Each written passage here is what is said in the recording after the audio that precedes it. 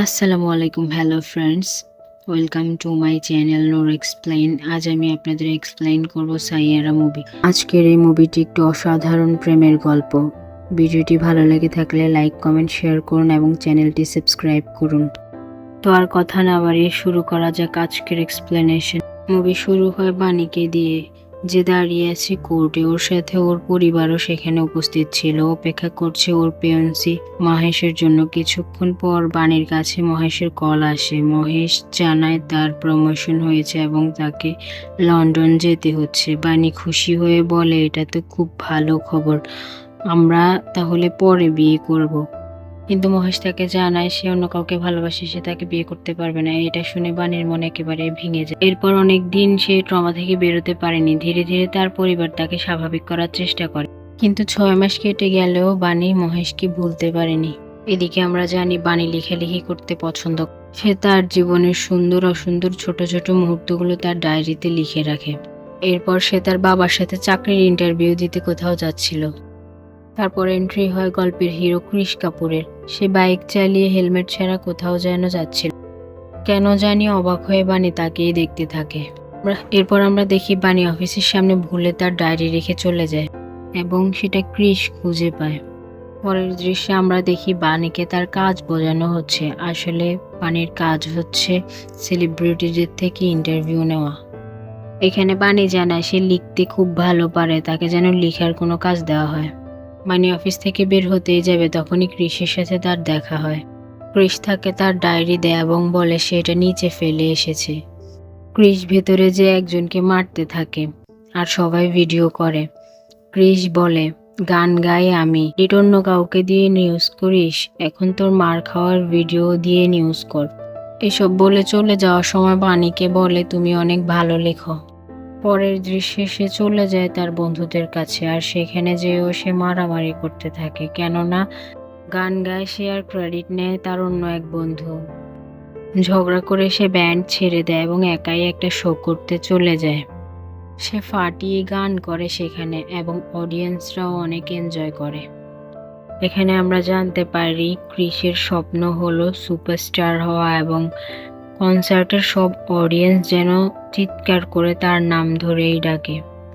তার এক বন্ধু তাকে জানায় প্রিন্স নামক একজন র্যাপার তার পরবর্তী শো এর জন্য গান খুঁজছে। তাই তারা যোগাযোগ করে প্রিন্সের ম্যানেজারের সঙ্গে। আলোচনা হয় টাকা, কপিরাইট এবং গান গাইবার ক্রেডিটের বিষয় নিয়ে। বিনীত কৃষকে 3 দিনের সময় দেয় গান তৈরি করার জন্য, কিন্তু তার বন্ধু বলে 3 দিনে গান তৈরি করা গেলেও লিরিক্স লেখা সম্ভব না। তখনই কৃষের চোখ পড়ে বাণীর দিকে। আসলে বাণী সেখানে এসেছিল প্রিন্সের ইন্টারভিউ নেওয়ার জন্য, কিন্তু প্রিন্স বড় তারকা হয় বাণীকে 2 মাস পর আসতে বলে। বাণীর ভিতরে ঢুকতে কৃষ তাকে সাহায্য করে। এতে বাণীর সেই ডায়েরি কৃষের হাতে পড়ে যায়। ডায়েরির কয়েকটি ছেঁড়া পাতায় কিছু লাইন লেখা ছিল। লাইনগুলো দিয়ে কৃষ একটি গান বানিয়ে গেয়ে ফেলে, আর সেটি প্রিন্সের খুব পছন্দ হয়, তাই সে এই গানের ফুল ভার্সন চায়। এরপর কৃষ বাণীকে বলে, তুমি এই গানটা পুরোটা লিখে দাও, আর এই গানটা রিলিজ হওয়ার সময় আমি প্রিন্সের সাথে তোমার ইন্টারভিউ করার সুযোগ করে দেব। বাণীও রাজি হয়ে যায়, আর তারা ওই দিন রাত থেকেই গানের কাজ শুরু করে। বাণী কৃষের স্টুডিওতে যায় এবং লিরিক্স লেখার চেষ্টা করে, কিন্তু কিছুতেই লিখতে পারছিল না। কৃষ অপেক্ষা করতে থাকে কখন লেখা শেষ হবে। বাণী তাকে বলে, সব গান হুট করে লেখা যায় না, কিছু বিশেষ গান থাকে যেগুলো আমাদের টাইম ট্রাভেল করিয়ে আমাদের কিছু বিশেষ মুহূর্ত মনে করিয়ে দেয়। সেই গানগুলো আমাদের হৃদয় ছুঁয়ে যায়। এমন গান প্রেসার নিয়ে লেখা যায় না, এমন গান লিখতে সময় লাগে। কথাগুলো শোনার পর কৃষ তাকে নিয়ে যায় একটি ক্রিকেট গ্রাউন্ডে।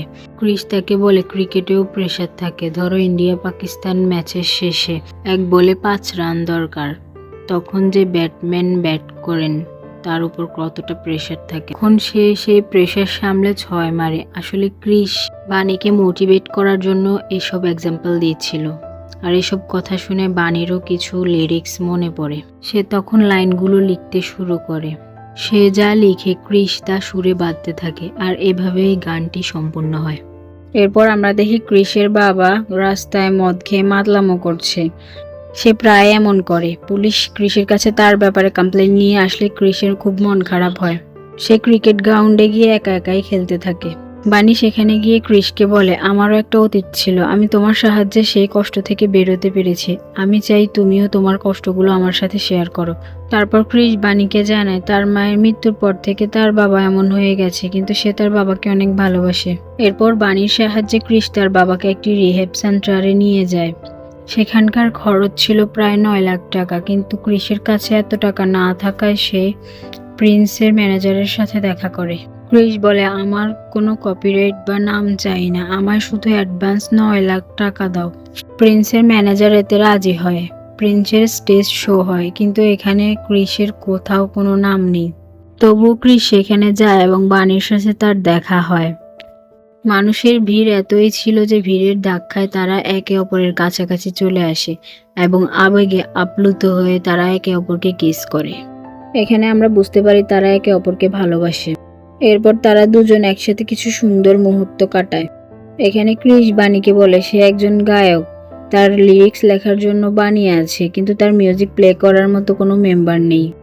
তখন বানি তাকে বলে, তোমার পাশে তোমার বন্ধুদের দরকার, তাদের ছাড়া তুমি কিছুই করতে পারবা না।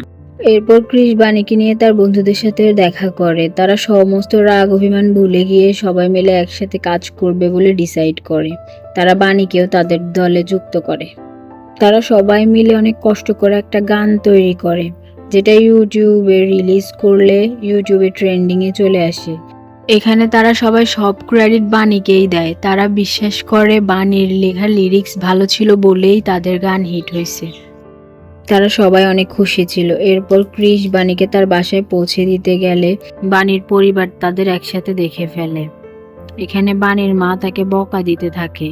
তিনি বলে, কয়েকদিন আগেই তুমি ডিপ্রেশনে ছিলে, তোমার সাথে পুরো পরিবার সাফার করছে, এমন একটা আওয়ারা ছেলের সাথে ঘুরছো, কদিন পর সে তোমাকে ছেড়ে চলে যাবে।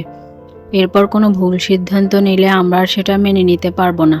এই কথাগুলো ক্রিসও শুনে ফেলে, কারণ সে বানির ব্যাগ ফেরত দিতে এসেছিল। এসবের পর বানি স্ট্রেস নিতে না পেরে জ্ঞান হারিয়ে ফেলে। বানিকে হসপিটালে নেওয়া হয়। ক্রিসও হসপিটালে যায়। এরপর বানির মা ক্রিসকে বলে, তুমি যদি তাকে সত্যি ভালোবেসে থাকো তাহলে তাকে বিয়ে করো, না হয় তার থেকে দূরে থাকো। ওর সাথে একবার ধোঁকা হয়েছে, এরপরে ওর এমন কিছু হইলে ও সহ্য করতে পারবে না। ক্রিস বানির সাথে দেখা করতে গেলে সে তাকে জানায়, চলো আমরা বিয়ে করি। বানি তাকে বলে, বিয়ে এত সহজ নয়, এটা অনেক বড় একটা দায়িত্ব। এখন তোমার সুপারস্টার হওয়ার সময়, সেই দিকে ফোকাস দাও, বিয়ে তো যে কোনো সময় করা যাবে, তোমার স্বপ্নগুলো আগে পূরণ হওয়ার দরকার। এরপর বানি হসপিটাল থেকে তার বাসায় যায় আর ক্রিস তার বন্ধুদের সাথে গোয়ায় যায়। সেখানে গিয়ে দেখে তার ফ্যানরা এসে ভিড় করেছে। সে আসলে অনেক ফেমাস হয়ে গিয়েছে। সে যা যা চেয়ে সমস্ত কিছু তার সামনে ছিল, তাও সে খুশি ছিল না, কারণ সেখানে তার সাথে বানি ছিল না।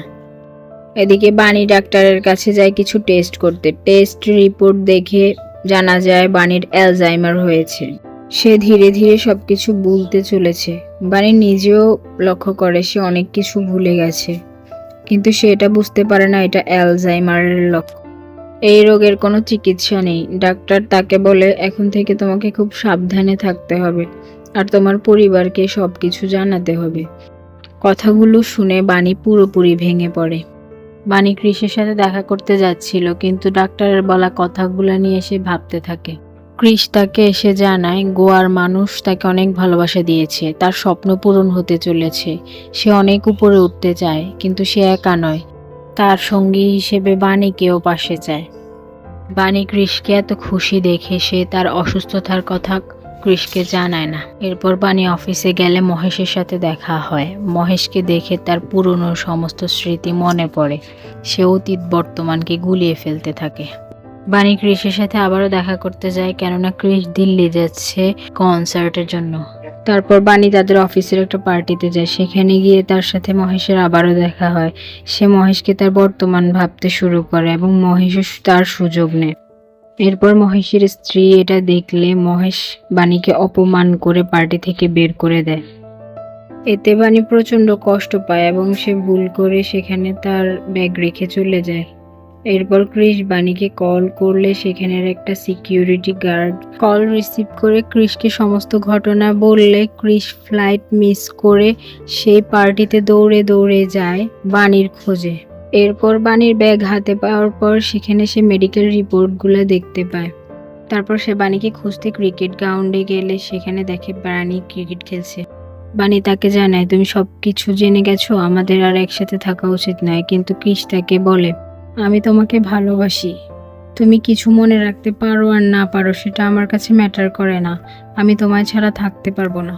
এরপর তার মা তাকে চেক আপের জন্য নিয়ে গেলে ডাক্তার জানায় এখন থেকে তাকে রুটিন মেনে চলতে হবে আর তাকে পাহাড় সমুদ্রের পাশে নির্জন পরিবেশে থাকতে হবে। এটা তার জন্য একটা থেরাপি। এসব শুনে ক্রিস সিদ্ধান্ত নেয় সে যাবে সমুদ্রের ধারে বাণীকে নিয়ে। তারপর তারা সমুদ্রের ধারে গিয়ে একটা বাসা নিয়ে থাকতে শুরু করে। তারা সেখানে অনেক সুন্দর সময় উপভোগ করতে থাকে। ক্রিস বাণীর যত্ন করে এবং তারা গভীর ভালোবাসায় ডুবে থাকে।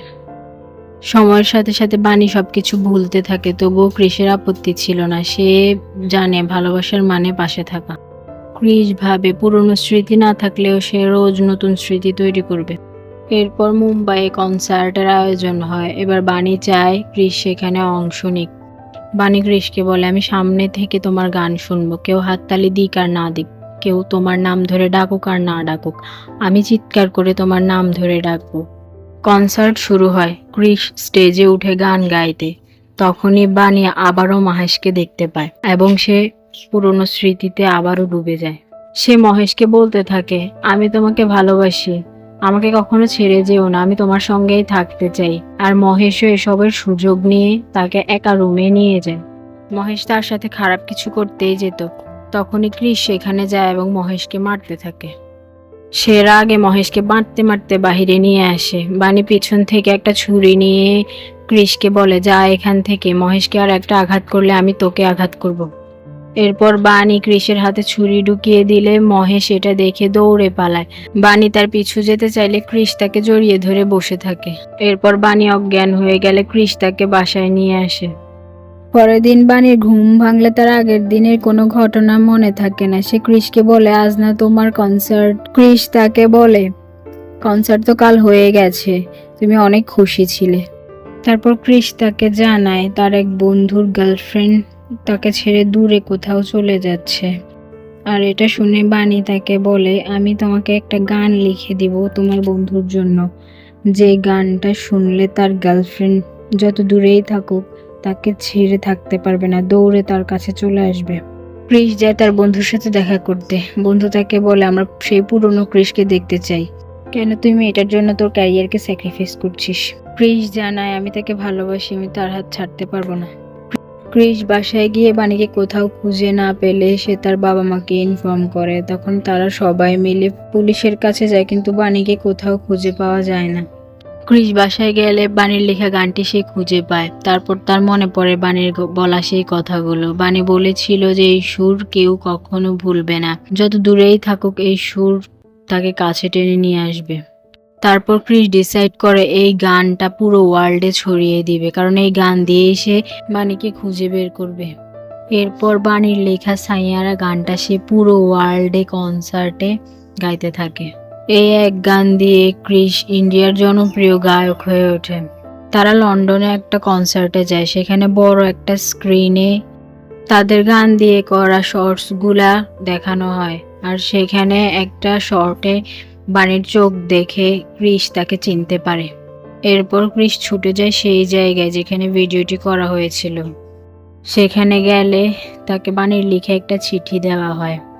চিঠিতে বাণী লিখে, আমি চাই না এই চিঠিটা তুমি কখনো পাও। এই চিঠিটা পাওয়া মানে তুমি আবারও তোমার সবকিছু ছেড়ে আমার পিছনে ছুটছ, যেটা আমি কখনো চাই না। অবশেষে ক্রিস বাণীকে খুঁজে পায়, কিন্তু বাণী তাকে চিনতে পারে না। ক্রিস বলে, আমি একজন গায়ক, কিন্তু অনেকদিন ধরে কোনো গান লিখতে পারছি না। বাণী তাকে বলে, আমিও অনেকদিন ধরে কিছু লিখতে পারছি না। তখন ক্রিস বাণীর সেই কথাগুলো রিপিট করে। ক্রিস বলে, একা ঘরে গান লেখা যায় না, যে গান হৃদয় ছুঁয়ে সেটা বিশেষ মুহূর্তে লেখা হয়। এরপর ক্রিস বাণীকে নিয়ে সেই ক্রিকেট গ্রাউন্ডে যায়। ক্রিস ক্রিকেট খেলতে থাকে এবং বাণীকে পুরনো স্মৃতিগুলো মনে করাতে থাকে, কিন্তু বাণীর কিছুতেই কিছু মনে পড়ছিল না। ক্রিস বারবার চেষ্টা করতে থাকে এবং একটা সময় বাণীর সব মনে পড়ে গেলে সে I love you Chris Kapoor বলে চিৎকার করে এবং ক্রিস খুশিতে তাকে জড়িয়ে ধরে। এরপর তারা একসাথে কনসার্টে যায়। এর পরের দৃশ্যে দেখানো হয় বানি আর ক্রিসের বিয়ে হয় এবং তাদের সুন্দর মুহূর্তগুলো বানি ডায়েরিতে নোট করে। আর এই হ্যাপি এন্ডিং এর মধ্যে দিয়ে শেষ হয় সাইয়ারা মুভি। মুভিটি কেমন লাগলো কমেন্টে জানাও।